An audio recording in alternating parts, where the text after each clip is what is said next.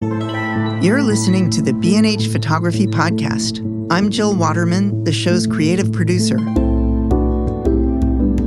I'm also host of our new monthly series, Picturing World Cultures. The dictionary defines culture as the way of life for an entire society. But sometimes larger forces create rifts within the whole, inevitably leading to a confrontation between factions. A prime example of this cultural struggle is playing out today within the cities and villages of Ukraine, the focus of today's episode. My guests for this discussion are Ukrainian documentary photographer Maxim Dondyuk and his wife and artistic manager Irina. After starting out as a photojournalist for Ukrainian media, Maxim has focused on creating his own documentary projects since 2010.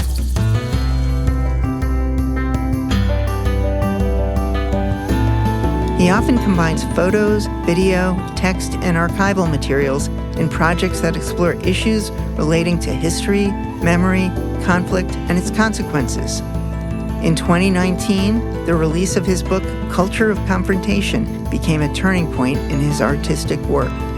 As he writes in this book, one culture tried to cling to old times, old ways of living. They were nostalgic for a past that meant a lot to them, to their parents and grandparents. Yet there was another culture that felt completely differently.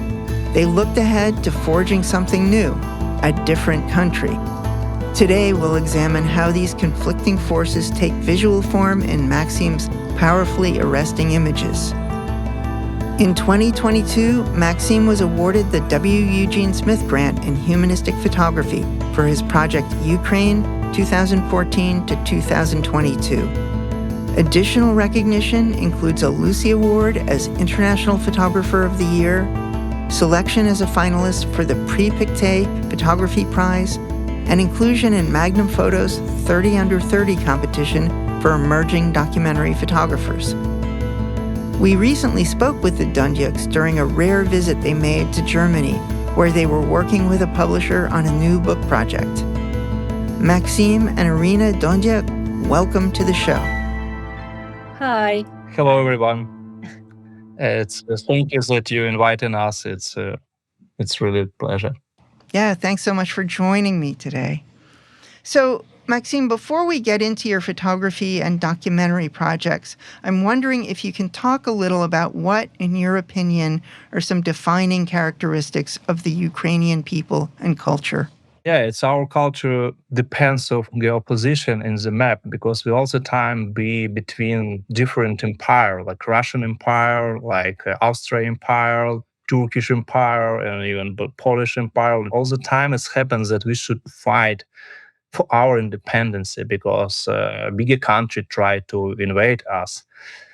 So we are warrior not because we decide to be warrior, because we find way to save our culture, our nation, our language. Sometimes we're looking for some diplomacy. Sometimes we try to be like friends with bigger country, like with Russian. It happens many times. But in the end, you can see we still fight for our nation and independence and our culture. Right. It's interesting you bring up the word empire. I was reading an article about Ukraine, and it mentioned that in the span between empire and republic, Ukraine would always choose the ideal of the republic. Yeah, it looks like this because even Cossacks, it's people who just try to escape from empire or another country, and our Cossacks can just change who was in charge. We call it like king of Cossacks immediately if they're just not happy about his politic or something else. So Ukrainian not possible like monarchy or some kind of this. Only democracy like Republica and voted for every decision. Right.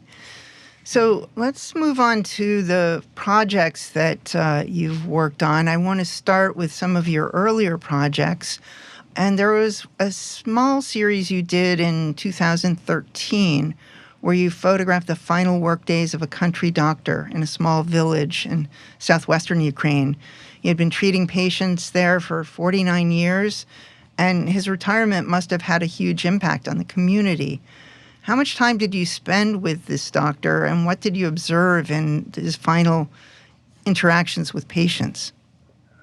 Yeah, this story was really short, like few days compare of Eugene Smith, which I really respect his story about the country doctor. But it was one magazine story and writer already write a text about this, and they sent one photographer, and I don't know what happened, but he have some problem with this doctor, and doctor not allowed him take picture. And when they sent me, I have only 2 days, and I just found way to talk with him, and we spent last few days of his career and check all patient in his village, and he say everyone that after this cannot come back to them, and he don't know who will be after him, and it was a really sad moment for him and for all patient in this village. Yeah.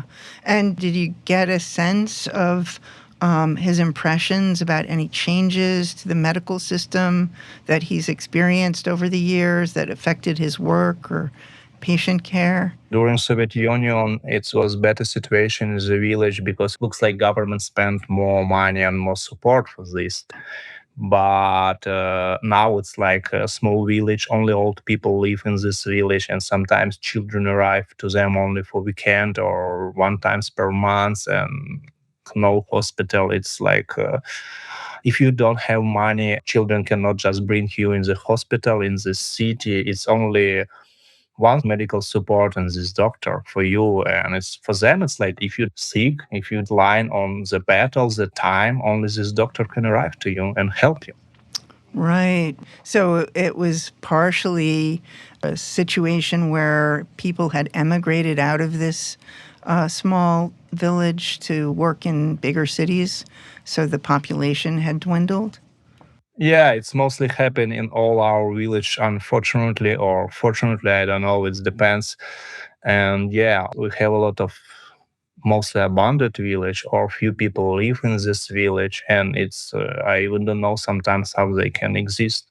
And for these people it's really sad moment. Some old people just crying because they say how I can continue my life here without you. And young people just want to make more money, and they travel to another bigger city where they can find job, because in the village it's nothing. Right.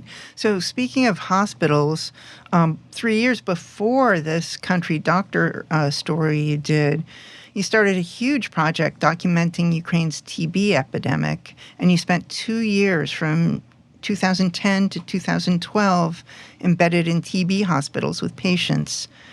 How visible were these hospitals and the people in them to the general public in the cities where you were at that time?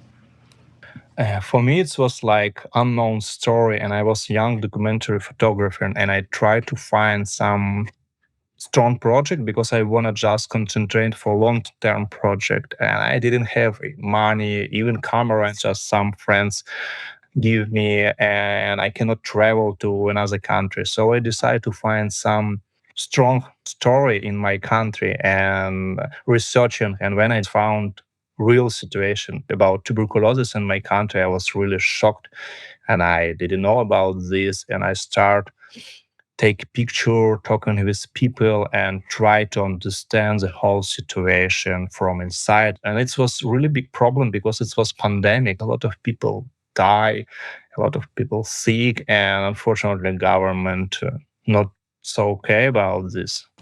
Wow. So, how did you keep yourself safe from such an infectious illness when working so closely with patients and actually living in the hospital? Yeah, in the first time I was really afraid, and just I think maybe after 1 month of covering this situation, I start very stress. And one of my friends just connected me with one doctor, and he just talked with me that I should take care about food, about sleep well, less stress.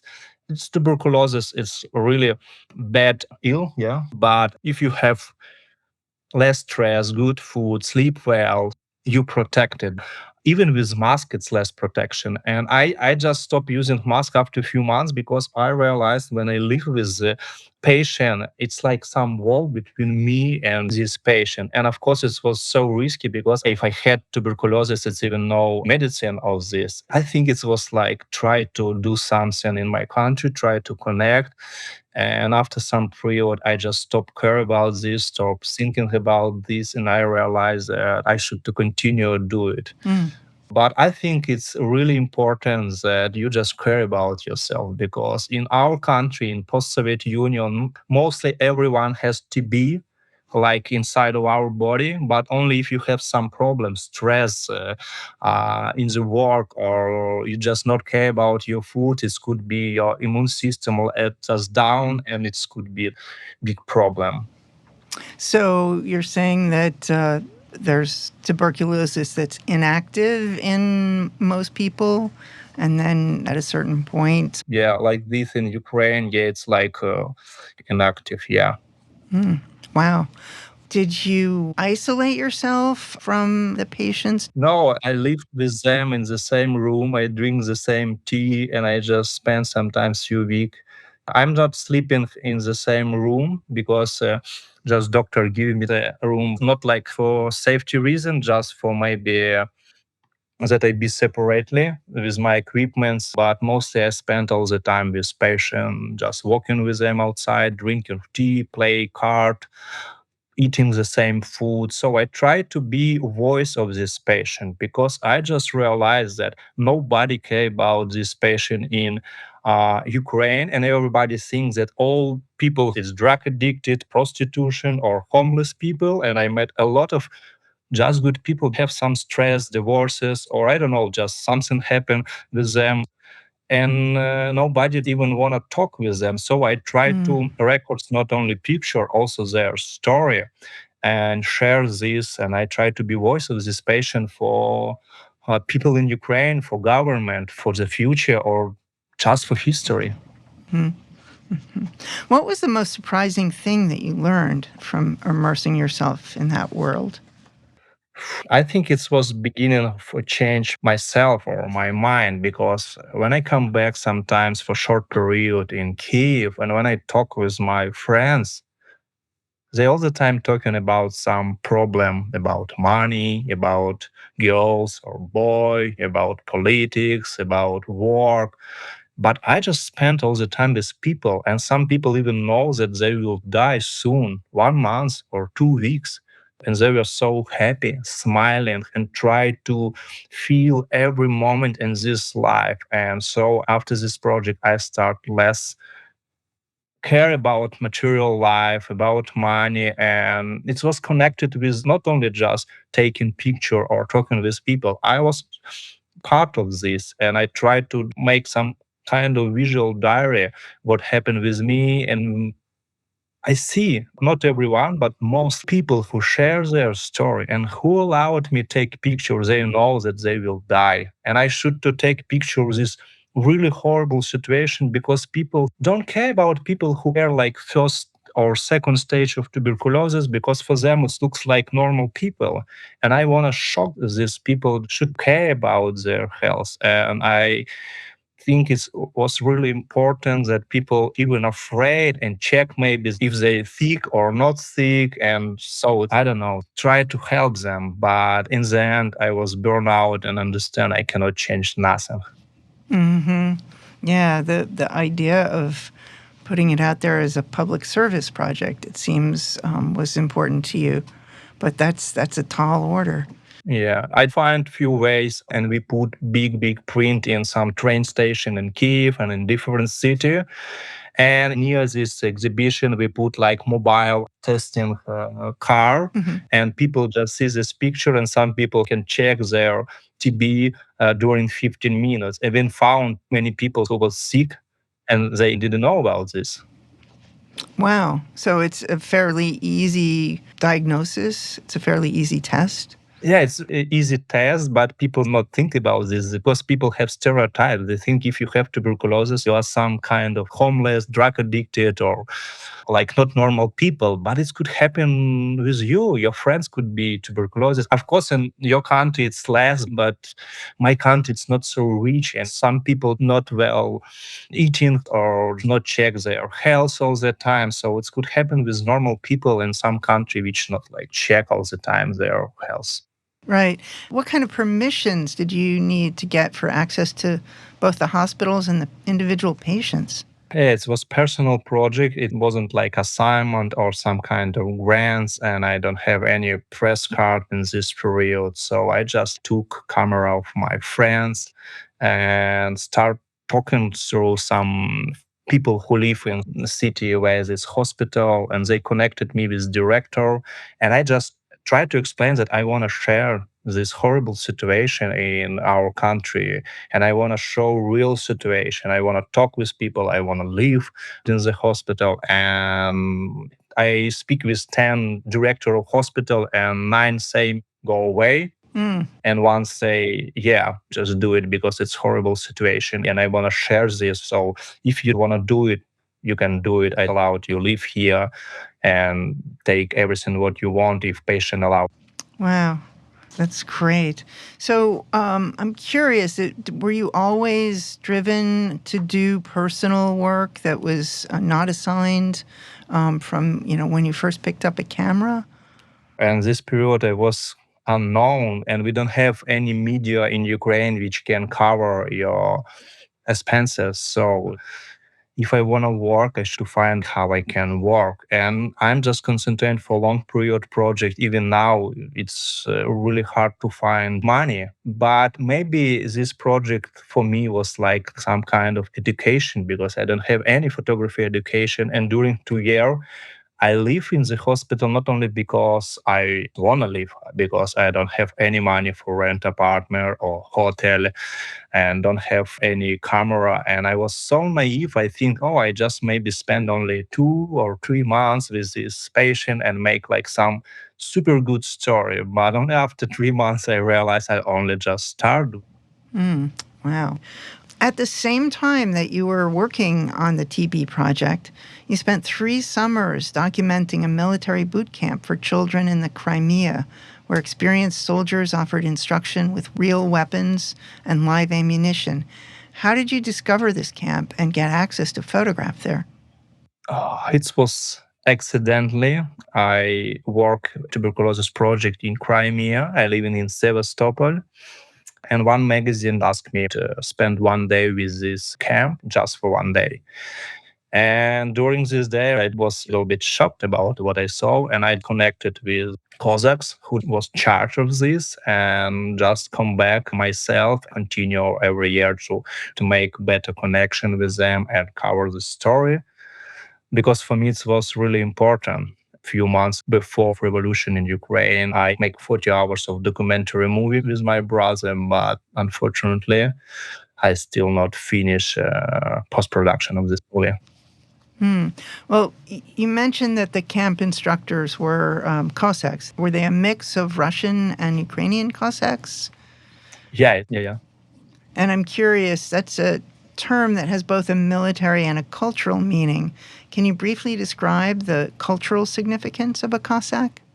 Yeah, it was so strange for me and why I was interested because it was Cossacks from mostly part of Ukraine and Russia and smaller part from another area.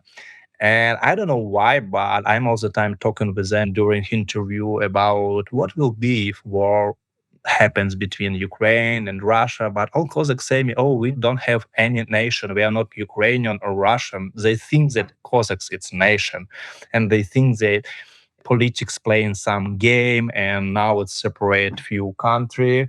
And mostly except one officer was so pro-Russian and they educated really pro-Russian people who now fight against of Ukraine, against of Georgia, in the Syria.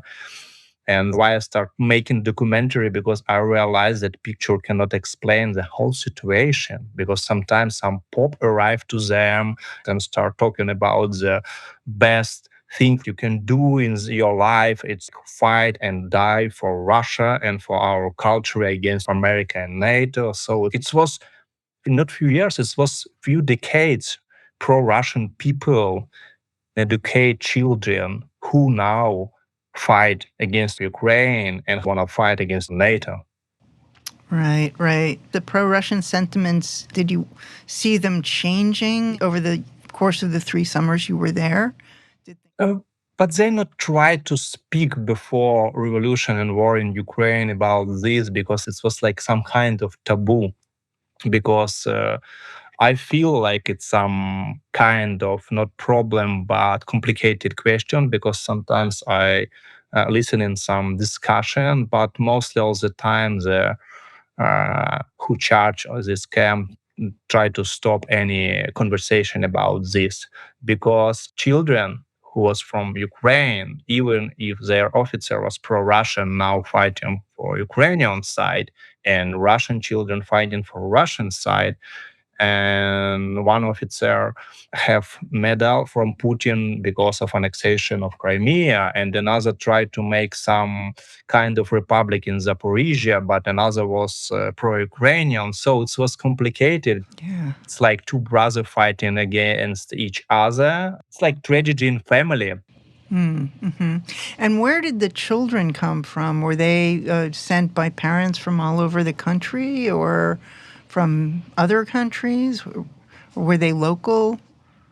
In every country, we have local camps, and the best young Cossacks go to this camp 1 time per year from different countries. So all children and all Cossacks be in then some smaller camp, like in Zaporizhia or Kiev or another area. And for them, it was like awards. But about parents, yeah, it's mostly parents who believe, like in America, the same situation. They think that their boys should know how to use weapons, should to fight, should to be strong, and they want their children be warriors. So Right.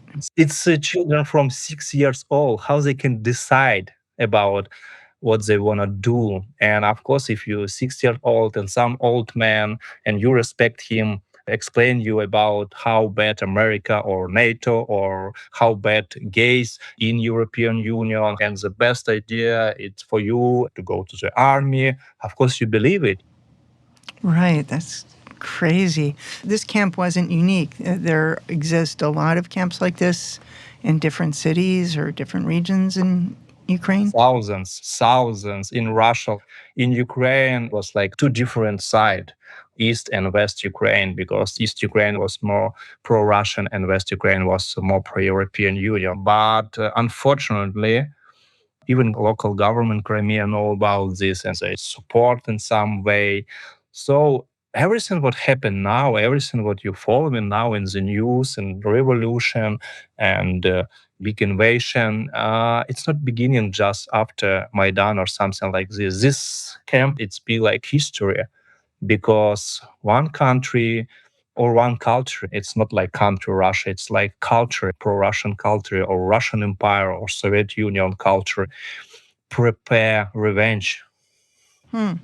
Well, in your pictures from the Maidan Revolution and your book, Culture of Confrontation, you describe people as being split between two cultures, one filled with nostalgia for the Soviet Union and the other wanting an independent European country. Can you talk more about this split and how it's evolved through the revolution and then later conflicts? It was really similar what happened now in America, because after collapse of Soviet Union, all Ukrainian was united and everybody was so pro-Ukrainian. But after some period, Russia started spend a lot of money for politics in Ukraine.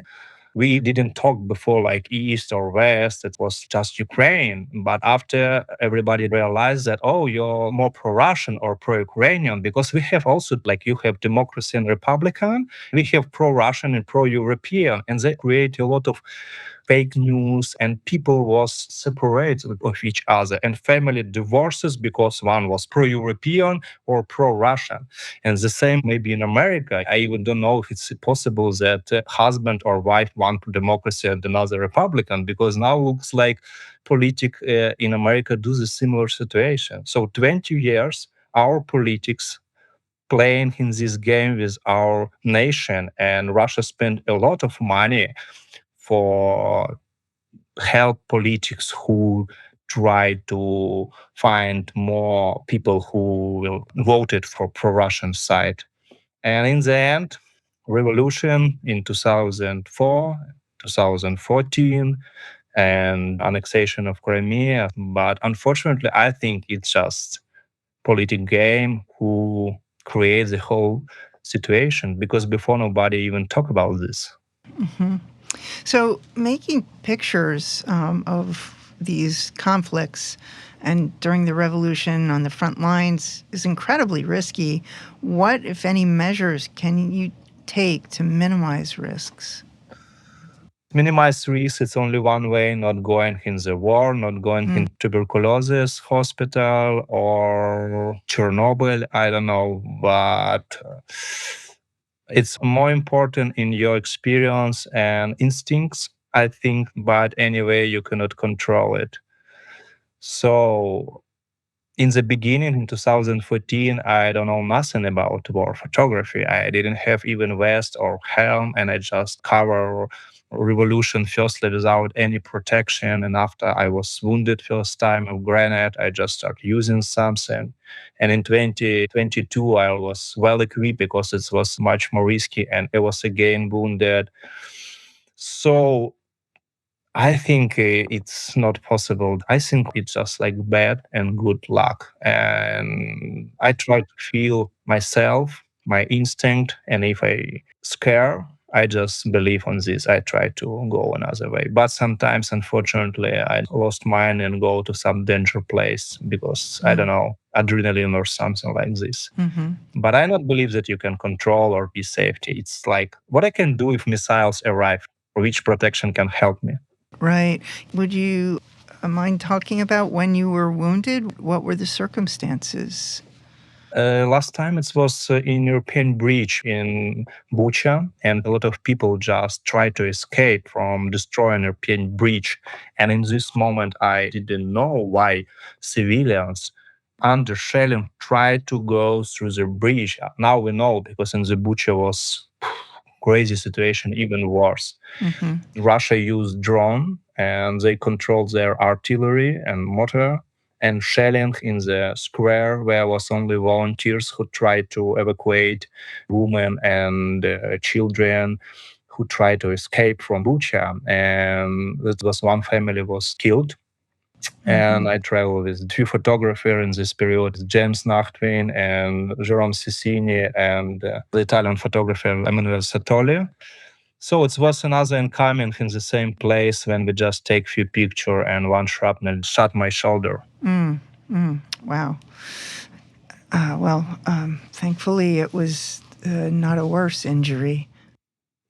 For me, yeah, but for another people, yeah. What about access to documenting the conflicts that you've been photographing? Is there a procedure for this? What kind of channels do you need to go through? It's a really bad situation now in Ukraine. I can call it military censorship, because in the beginning of war, nobody cared about journalists, and everybody allowed us to do everything. And sometimes we can drive even to Russian position and nobody stop us. But now, unfortunately, I had personally a lot of problem with authority, because I'm working for some kind of long story. I prefer arrive to some position and spend 1 or 2 weeks. But officially in Ukraine, you can do only press tour. You just can go like 10 photographer with writer, with AP, Reuters, or CNN, and do some artillery shelling or motor shelling or some hospital for a few hours, and in the evening come back. I really hate this. I ignore this. I don't want to do this. And we did with Luke Magelson's story for New York here last year, and we live for 2 weeks with infantry, 150 meters near Russia, and one commander allowed us to do it, and a lot of people in high level position was so angry about me, and I just should to go to security service of Ukraine, explain about all situation, to fight for my accreditation. So now I think it's not possible to do really strong story. It's like only personal connection, only if soldier and they know that they're risky because they will be punishment. Mostly everything what you see, it's press tour, like Israel do the same. It's not possible. To be independent and Embedded, photographing on the front. Yeah. But our government really afraid of media. I don't know why, but I think it's stupid decision because it's already nobody talk about Ukraine, and they should find way to connect it with strong magazine and journalists and allow them work deeper. Because of course, if we talk about daily news like New York Times or AP or another media, they need everyday news story. But if we talk about like New York or Time or another magazine, they want to send a photographer and writer for a few weeks, and officially it's like no way. Right. Well, yeah, it seems like more and more the media access to these kind of conflicts is problematized and controlled. What about living arrangements when you're on the front lines or pursuing conflict work? Do you stay or travel with other journalists? What are the living arrangements like? Yeah, it's depends because in the beginning of war, maybe first half year, it was so interesting for international audience everything what happened, and it was much more easy find assignment and traveling, and it was a lot of photographer from another country, and mostly first half year I travel with another photographer. We have like some team, and it was a lot of action every day, something new, and so I work mostly like daily news, and I try to cover everything. But it was like just few months, 4 maybe 5 months, and after I concentrate more for deeper story. And last year I also didn't have any assignments, and I should to find my personal way to continue this because international media not so interested about this. So it depends because I prefer work alone. And last winter I worked completely alone, only me, car, and where I covered the situation. But in the beginning it was so risky because you need someone. Right. It was like too risky. And for me, it was easy if somebody with me, and for foreigner photographer, someone who know Ukrainian. So we just try to make some teams and travel together. And from what I understand, your photo gear is very minimal, just a Nikon D810 and an old fixed 35 millimeter lens. But you also travel with a laptop. What's your workflow like for downloading, reviewing, and delivering pictures? Now situation a little bit changed because more than 1 year I start using middle format Fujifilm GFX 100S. Oh, wow. Yeah, I really love it. It's really slow photography because I less and less do reportage. For me, it's not so interesting, and I concentrate more for different angle of picture, like white story. And again, 35 millimeters. I have another lens all the time, like 50 millimeters, but if be honest, I never use it. I just took it if I broken, or sometimes I think maybe for portrait, but I never have time change lenses. And I think I see this angle of 35 millimeters, and I use it many years. And laptop I did before only not because I should to send something, because I never worked for daily news. I worked in the beginning of my career in Ukraine, but when I start working like with international media, I never work. And for me, if somebody asks me send some picture today, I even not sure if I can take one picture today because I need like week. I'm just so slow photographer, and I need good light, I need good situation, and I cannot make news. I just concentrate more for visual, for aesthetic philosophy thing. And I took before laptop only for sending a picture from camera when my memory card finished. But now I have enough SD card, so I just mostly travel 2 weeks and after come back someplace, or when I live near frontline or at home, and next few weeks I just selected it. Mm-hmm. So when did you start working with the Fuji? That must have really changed your way of working and your vision, I would think. Yeah, it was like in 2022 in October or November. I worked for Geo. It's like Germany magazine for Cargo 200. It was like Ukrainian soldier who collected dead body of Ukrainian soldier. And I take this camera for testing because I also time thinking about middle format. And one of my friends recommended me try to it, and I really love it, if be honest. And I even stop make any post-production of picture after this. And I love that it's really slow because for me I needed it because I make a lot of action. I need something technically just say me, man, if it's action, stop. Looking for another way, looking for another angle. It's not for you. It's helped me with another kind of photography. So you've been photographing the conflict all along and working alongside soldiers. You've been covering the conflict with your camera while they have guns. Was there ever any concern that you would be drafted as a soldier, that you would need to take up a gun rather than a camera? It's a really risky situation, and I'm not protected of this.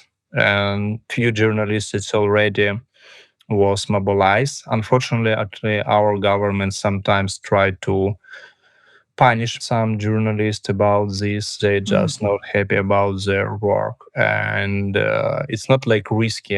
It will happen with me. It depends of time. Wow. Yikes. Well, I hope time continues to be on your side with that. I think this is a good time to take a short break. When we return, we'll hear more from Maxim, as well as from his wife and artistic manager, Irina Dondyuk. Stay tuned. I hope you're enjoying this chat with Maxim and Irina Dondyuk for my monthly series, Picturing World Cultures. Before we go back to the show, I want to give a shout out to one of our listeners, Sims in Texas, whose Apple Podcast review highly recommends my series for the practical knowledge it contains. Thanks so much for your enthusiastic support, Sims. We're psyched to know that you find our photographer interviews even more valuable than gear reviews. We'd love to hear other listeners' thoughts on this episode and our show in general, so please leave a rating and post a review on Apple Podcasts. And stay tuned for my next installment of Picturing World Cultures coming up in June. Okay, we are back, and we've been speaking with Ukrainian photographer Maxim Dondyuk. Let's shift gears and hear from his wife Irina, who's also his artistic manager.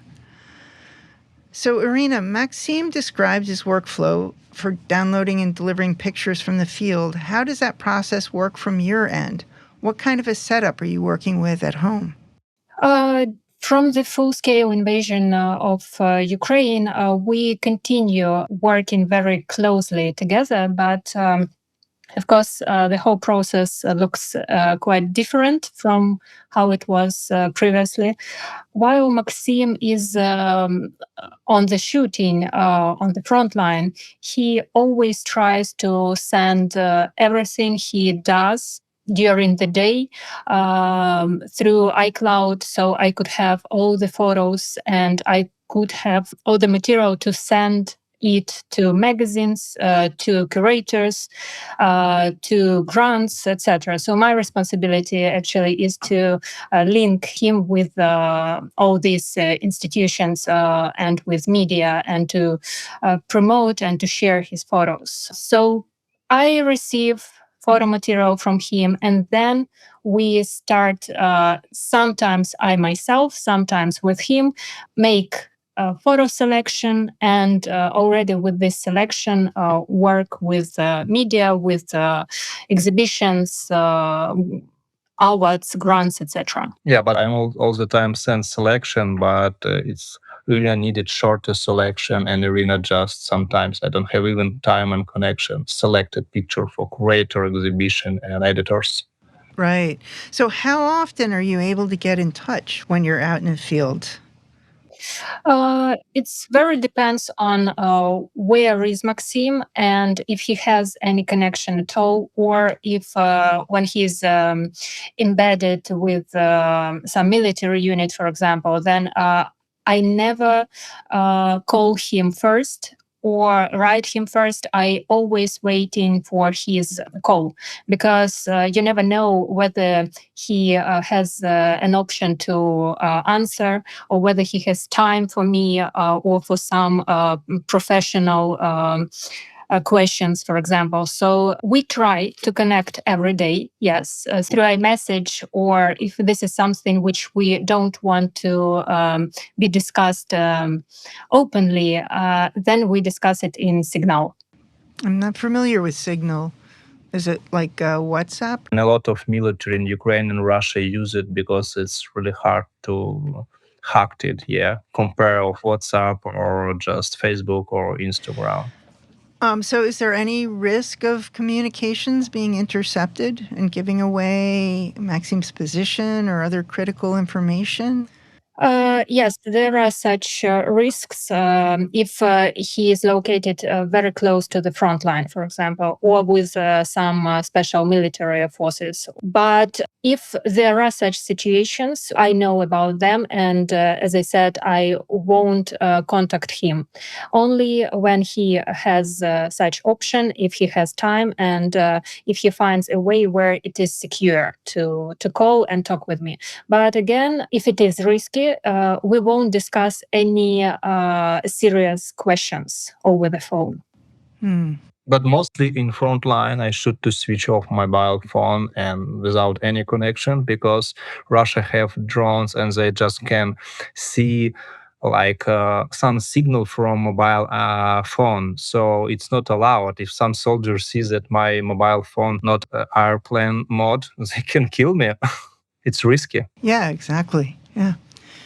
So, Irina, with dealing with editors and curators, what's your process? Do you get image requests from media outlets, or are you contacting them about new images that you receive? Yes, very often, during this war especially, media contacted us directly, because most of the media knows my contacts, and they write me directly because they know that I'm the one who is responsible for communication, and Maxim is very often at such places where he's not reachable.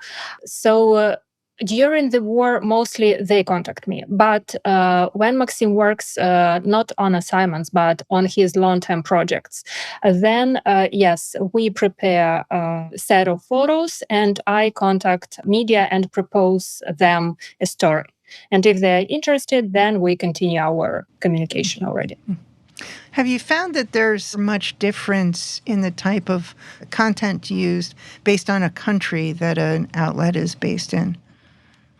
No, I wouldn't say that during the war I noticed different interests in different countries. Most of them want to show war, and that's what they do. But before the war, I remember that, for example, French magazines or French curators, they were very interested in Chernobyl, for example, and they published it. Yeah, but at the very moment, a lot of curators are very interested in Maxim's personal long-term stories, which he is doing during the war at the front line, which are more visual, aesthetic, not about photojournalism, but more visual, like Between Life and Death. Yeah, that project is beautiful. So let's talk about social media for a minute. I know Maxim isn't a fan of social media, but you, Irina, have convinced him that it's important for his career, and you manage his social media posts. What kind of arrangements or rules do you have about posting pictures to make sure Maxim's comfortable with what's being posted and to also keep him safe in terms of the images? We actually still have, from time to time, this discussion about whether we still need to have social nets or not, because Maxim sometimes he is okay about them, and sometimes he is very angry, and he doesn't want to appear at them at all. But we came to the agreement that he sent me his general selection of photos, which he don't mind to share with curators, with magazines, with other people, and I select from them those which I would like to share. And in some moments, I can talk with him and discuss whether he is okay about this or that post. But mostly I do it myself, and Maxim is okay. And I, if be honest, sometimes even don't know what she publish in social media because I don't want to open it. So, Maxime, I understand that part of your dislike of social media is because at one point a social media post you made ended up getting you arrested. Can you give us more details about that? It's only one part, but yeah, it's happened in 2014. I was just from pro-Russian side 3 months with fake documents of like Moscow reporter connected with Cossacks who try to arrive to Ukraine in Slavyansk and Kramatorsk, and I be really connected with them. And I start using Instagram and Facebook, not like criticize because I be like a bandit of enemy and like take picture like our government say, oh, it's like fake, and I just take picture and make some post on Instagram, and people just can see real situation in the picture and do it a lot. And after Ukrainian media start using my picture because they don't have another picture from Russian side, or I don't know why, and start using my name, like our special correspondent, Maxim Dondyuk, and from Russian side. And for me, it was risky because these people was so upset. Yeah, and I was like arrested, and they even just like shot to me, but it was like fake bullet with some back on my head. So it was really Goodness. complicated, and it was, yeah. And after I hated not only social media, also Ukrainian media, which don't care, because I called some editor and say, what are you doing? And they say, not publish your picture if you don't want somebody share it. But if be honest, it's main reason why I'm not using social media, because I think it's digital drag. I think people waste their life. I prefer read books. I prefer be with my wife. I prefer following on sunset, on sunrise, not checking stupid news. And I just don't want to spend 5 hours per day for something which not important for me. Right, understood. It definitely is a big time suck. So let's talk more specifically about your photographs. And in the text for your book, Culture of Confrontation, you describe trying to break away from the specific context of the place to capture a more abstract universal conflict playing out between light and shadow, and in some sense, between good and evil. Does thinking conceptually like that make it any easier for you to photograph tough scenes? It's happens not because I try to find some easy way to take picture of this moment. I think it's happened because for me it was first experience in my life when I take picture. I was alone in Crimea siege or tuberculosis project. No competition with another photographer. And during my done, I realized that it's not needed me just capturing protester or something like this, because it's 200 famous photographer as they can do everything. And I start realize that I don't care about use, about how it's happened. And in one moment, I realized that this scene for me, like some picture, like painting in museum about revolution in previous age, and it doesn't matter what happened, where happened. It's all the time the same situation, two different religion just fighting, but even religion is like two different culture just fighting with each other. And I start to realize that if I go back and see this landscape, because I'm more inspired painting than photography, and see this huge stand where you can see 100 policemen and 100 protester. And when you go to the museum, you not decide which side good or bad. For you, it doesn't matter if it's revolution in somewhere. You just see confrontation. And I start looking for this. It's like something changed inside of me, and I start looking for more panoramic picture, and I try to go back from all photojournalists and photographer, because I don't know how I can take picture if like 10 photographer with 16 millimeters and I stand with 35 millimeters without any zoom lens, and it's just not possible for me to take any picture without photographer.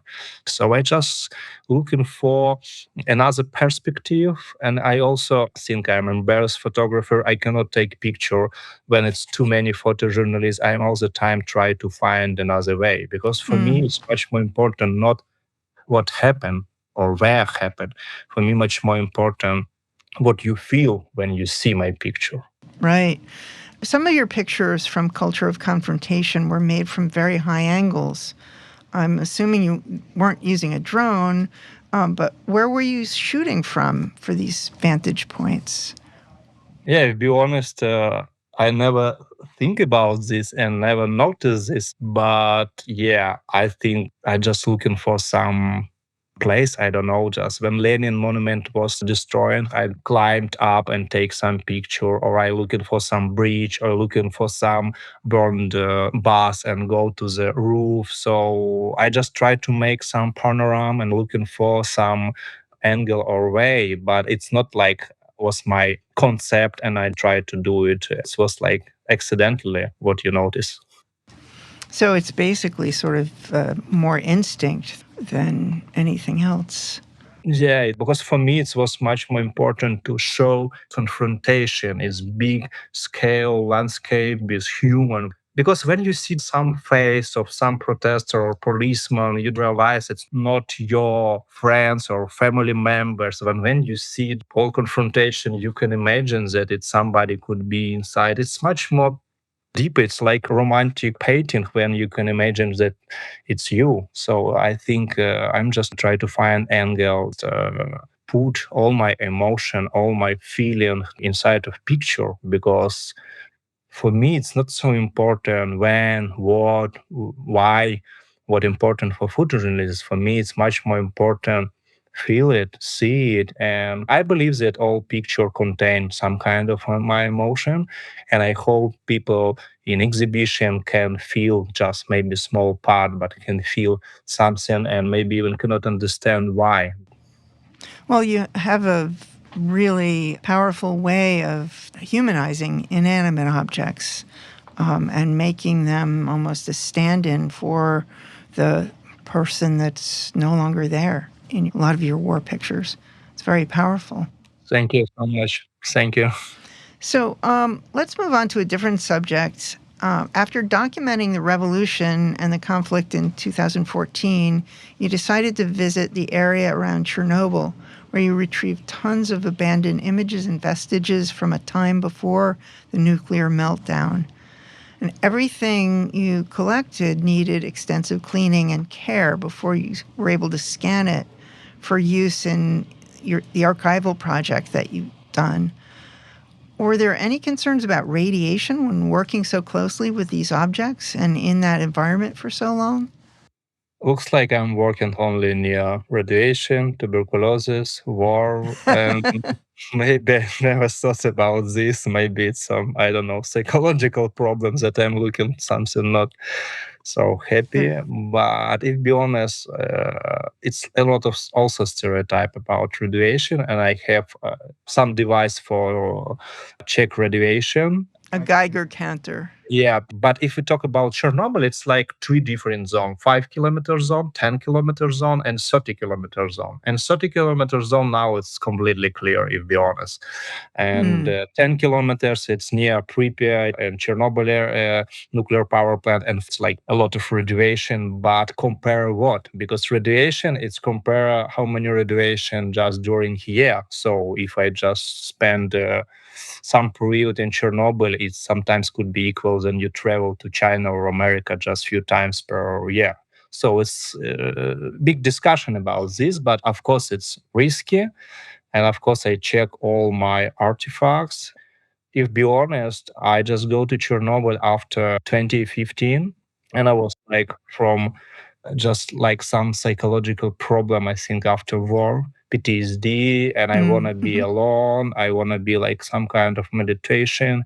And I start spend a lot of time in Chernobyl just taking picture. I never even thought about collected some negatives or photography. And I still thinking that it Chernobyl not like choose me, but open me, because when I spend alone in Chernobyl, I feel myself much more better, take some picture, and after I go inside and see this atmosphere, I can see the teacher live in this house because some stuff, and I start find some pictures and postcards. And firstly, I didn't take it because I think, oh no, it's a bad idea. But after I come back at home and think few weeks, I think if nobody collected, I don't know, just people not care about this. But for me, it's so important. You can see, you can research the big area, and everybody know about Chernobyl disaster.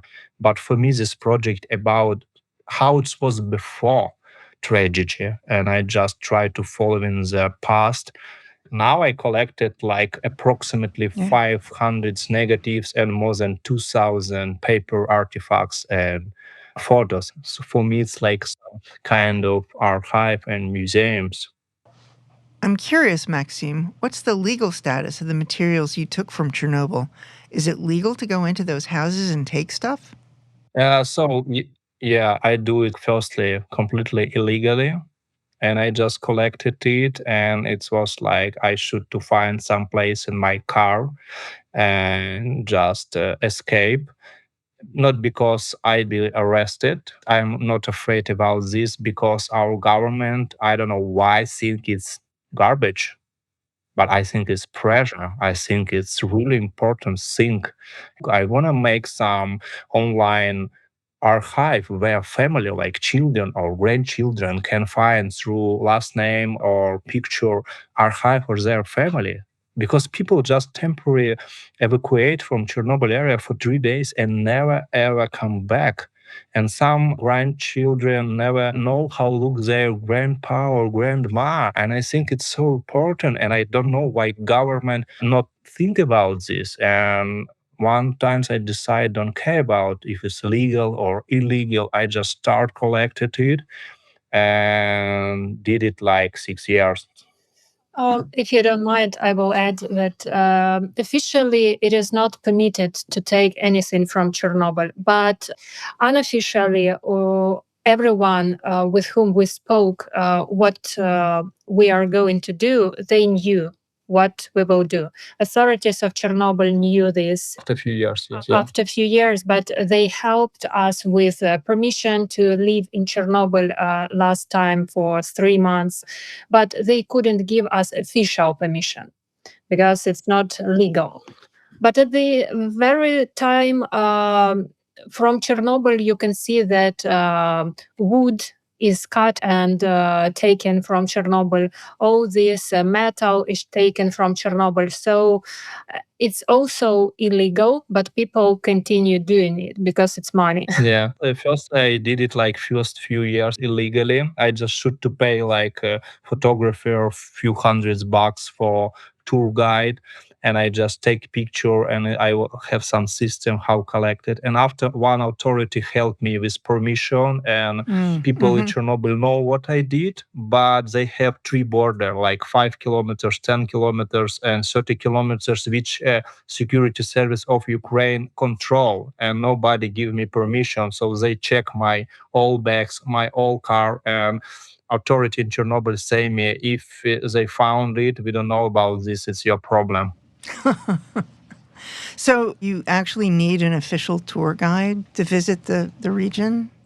Firstly, yeah, I did it like a photographer, but after one authority guy just helped me with permission, and I live with Irina 3 months in Chernobyl zone before war, because my idea checked every house, and I have like geo position every house, and I already checked 22 villages, every house in these villages. Wow. Well, it's a wonderful project.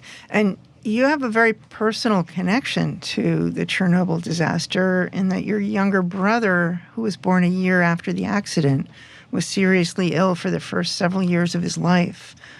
Was illness a common phenomenon among young children born around the time of the accident?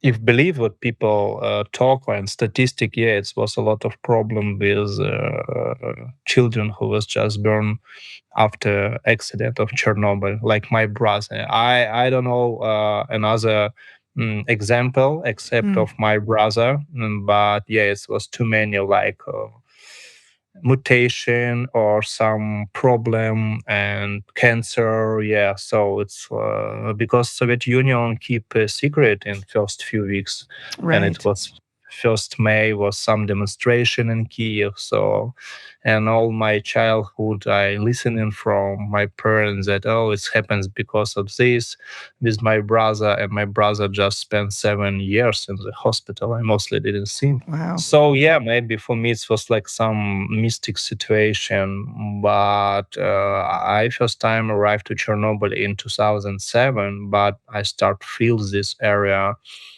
only after war, only after some kind of traumatized in the war. And for me, it's like from Tarkovsky movie about Stalker. I don't know, I really love this place because it's a really good example for human that nature not needed us. And when you go to this area and see building, how nature ruins this and animal live without this, you just understand that we are part of nature. We're just not like only using nature. We should to find some way like collaboration, because nature can continue live with us. Some pandemic or nuclear disaster can happen, and for nature it's nothing. It's just matter for us. Right. So I want to mention that your brother is now a filmmaker, and so he's doing okay today. He's gotten through his illness. Yeah, he's okay after 18. Looks like everything okay, and he have a lot of scars of his body because of operation, but he just feel really good, and he's work like filmmaker, but cameraman. You collaborate on projects. Yeah, we just do together, collaborated with Crimea Siege and try to finalization it. And he also make a documentary about Chernobyl project with me. And now he's in Brussels in some kind of small festival with his one movie about firemen from south of Ukraine. So yeah, we just try to support each other. That's great. Did you come from an artistic family? No, at all, not at all. Because my father was like officer of policeman, but he was like, I don't know how to say, he just was not like policeman. He was integrated of some kind of mafia. Just so it's I never saw him in my childhood. And my mother was like just just normal work. So, but there was a matter of photography, my mother and father, and I have collection of negatives from their childhood, teenager era, and after they was married and together continue. So I don't know, maybe it's because of this, but it's not artistic at all, and I don't have any education, and I just shoot to all my life continue learning myself Yeah. everything about art, about philosophy, about everything what I just interested in. Well, the most important thing is when it comes from the inside. So there's one other series I want to bring up that you mentioned briefly earlier. In winter 2017, you returned to an area in eastern Ukraine where you had documented heavy conflict in 2014. And this time you photographed the ruins under a blanket of snow for a series called Between Life and Death. Is this area still part of Ukraine, or is it now under Russian control? Yeah, for me it was really important series because to be honest, during this series I promised myself never come back to the war. I had like big mental problem, and I come back and try to capture the place which I saw during 2014. And now I saw that this place abandoned, and I just decide take a picture with snow. I try to make like some kind of parallel between veterans who come back to normal life and this place, because I feel the same what people feel when they come back from war. Nobody can understand them. It's like emptiness. And mostly all picture which you can see in this project now, it's from pro-Russian side. But in this winter time, I spent 3 months only just continue this story in Donbass area, in South area, and soon maybe I just publish its middle format, its drawn picture, and also panorama, because I collaborate in previous for one museum with Edward Burtinsky, and we just make like big panorama from middle format, like 10 picture combined together. So Wow. it's like continue these stories, but I think it's much more deeper from middle format, from drones, from panorama, but also about this visual language, white picture with tanks, with ruin. And I just spent 3 months living, and I cancel all my assignment, just only wanna concentrate on this. And now I'm just after some rest start to select it. Yeah. So you mentioned Ed Bertinsky. Was he in Ukraine working with you? In the beginning of war, I don't know how he found me. He decided to support me, and I really respect because I really know his work, and I never think that he just write to us and propose me some kind of support. Like 6 months, he sent me $2,000 for supporting Continue, and he also helped me because we just talk a lot of with him.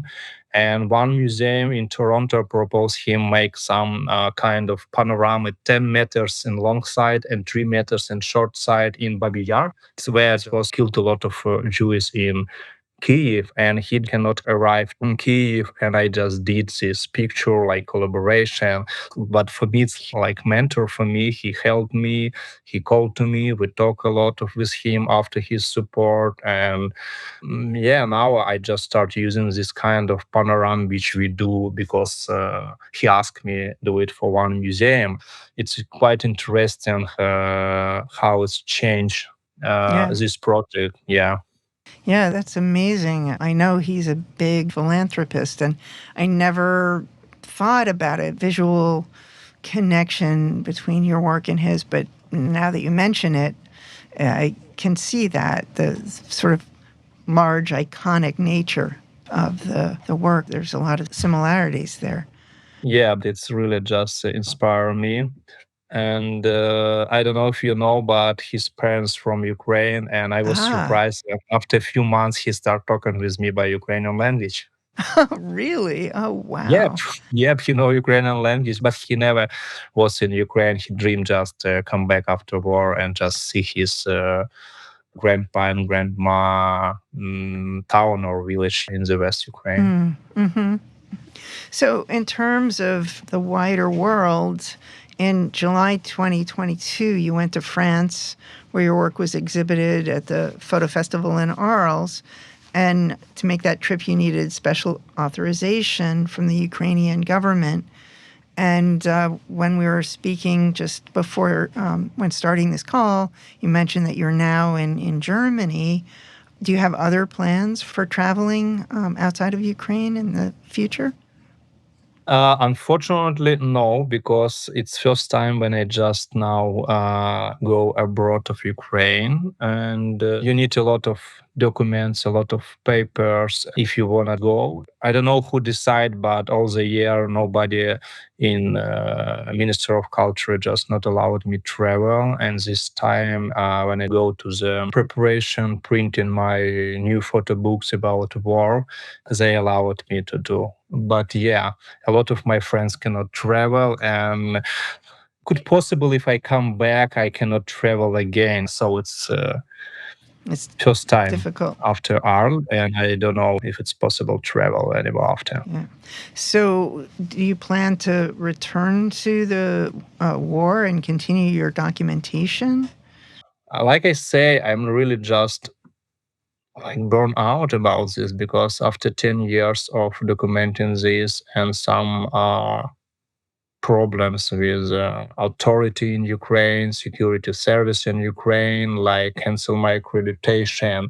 I feel myself like I'm not needed in my country. Maybe for people, maybe for history, but looks like government or some kind of authority just disrespect what I do because they needed only propaganda. So, if be honest, now it's not possible to do something except of press tour, and I need some break and I need to see what I did, finalization my book, finalization what I did this winter, because I worked nonstop 3 months in winter time. And now I want to just spend some time for selection. So, if be honest, now I'm just not planning to come back to frontline. And if be honest, somebody talk with me and they say they're not allowed me do it. Wow. Well, you certainly got a lot of work that you've made that's still in process that will keep you busy, and more than keep you busy, probably result in more powerful storytelling and work. I also think that now it's important after 2 years nonstop working, just concentrate, because even Chernobyl, I spent 3 months in Chernobyl and I prepare everything like cleaning, washing, and putting the press for scanning. And I didn't have time check what I found in Chernobyl zone because it's war. It's immediately I should go. It was beginning of war, and after 2 years nonstop working, now I just do books and wanna just select and prepare my like continual wide story. And also I have some kind of new material which I wanna present in the future. So I think even if I now come back now in front line, I need like 1 or 2 years just try to show this to the world. Right. Well, I'm looking forward to seeing more of your work. So, Maxim and Irina Dondyuk, thank you so much for your time and speaking with us and the insights you've shared about your projects in Ukraine. But before we go, I'd like to end with a short visual questionnaire inspired by the TV show Inside the Actor's Studio. It's a brief list of questions with one-sentence answers. So, Maxim Dondyuk, with all things being equal, is your preference color or black and white? Color. Great. Which image orientation do you gravitate to more often, horizontal or vertical or square? I prefer horizontal, maybe because of painting more horizontal. Yeah. And what's your lens preference, prime or zoom? Prime 35 millimeters. Mm. I love it. What one photographer, living or dead, has influenced your work the most? Yeah, if decide about one, it could be Nadav Kender, I think. But I really love Düsseldorf School and Edward Burtynsky. It's some kind of this way of photography. Interesting. Outside of photography, what profession or craft would you most like to explore? Except of photography, I think I just learn philosophy. I want to read more book about philosophy. I don't know. I'm really curious about this. I read a lot of books about this. Yeah, that makes a lot of sense given your work. In a single word, what is your biggest motivation for making pictures? Feel life in different perspective. That's a great way of summing it up. So you mentioned that you're currently on production with a new book. What other upcoming projects or plans can you tell us about? And when will the book come out? I hope this book will be this year because we're planning in this spring, but now it's postponed a little bit. But I also want to concentrate for Chernobyl and find way how I can just exhibit it in and maybe in the future. So more concentrate for this. But Chernobyl is huge. It's too many different levels. It's even not like one stories. And White Story, it's not like will be continue of my between life and death because it's different moods, it's different feeling, it's even different aesthetic view. It's only similar that it's like some kind of destruction in war and white, but I think it's some kind of evolution of photography. And I have also one project like are negatives from Soviet Union area, and it's like I should to scan it, so it's like something kind of interesting things. So it's like between of my photography and between some high photography, and for me it's really cool because when I just spend 2 years only take picture, after I can concentrate not just for selected only this picture and also do some project just in studio, sitting, drinking tea, reading book without any risky life. I can concentrate and still can working of some kind of new project.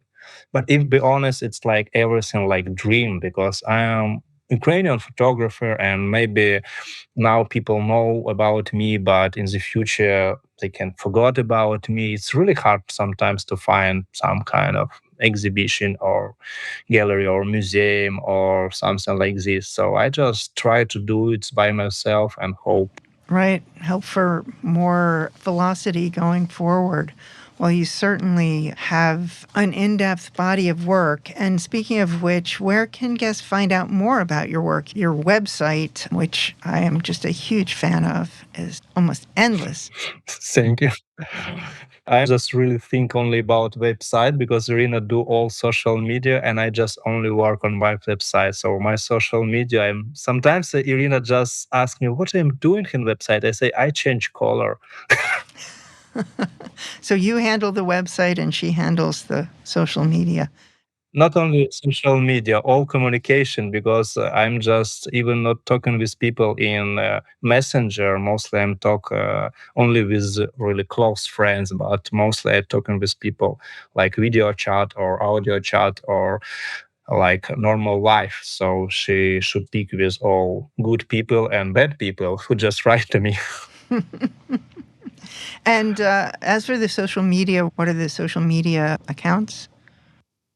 This Facebook, Instagram, and Twitter. Mostly I think is Instagram and Facebook. Facebook now less, I think, famous, but Instagram Irina try to share all things what happened or what she wanna share, except of my private life. It's my life, only for me, not for Right. followers. All exhibitions, all publications, everything can be found there. Yeah. And that will all be contained in our show notes. So Maxim and Irina Dondyuk, thank you so much for joining us today and for introducing us to your work. It's been a pleasure speaking with you. Thank you also for having us. Yes, thank you for inviting us. It was a pleasure to talk with you and with your audience. And to our listeners, if you enjoyed today's show, would love to hear about it. Pull up this episode on Apple Podcasts, Spotify, or wherever you get your podcasts and leave us a comment. While you're there, make sure the subscribe button is clicked for automatic updates about every episode release. You can also find us and drop us a line on the Explora blog, where we post photos from our guests along with the show notes.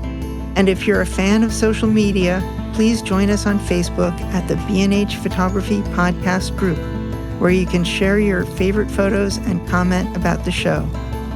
I'm Jill Waterman, the podcast creative producer and host of this series. Episodes are recorded, mixed, and edited by technical producer Mike Weinstein. Theme music for this series is composed by Gabriel Richards. Our executive producer is Bjorn Peterson, and our editorial director is Sean Steiner. On behalf of us all, Thank you so much for tuning in today.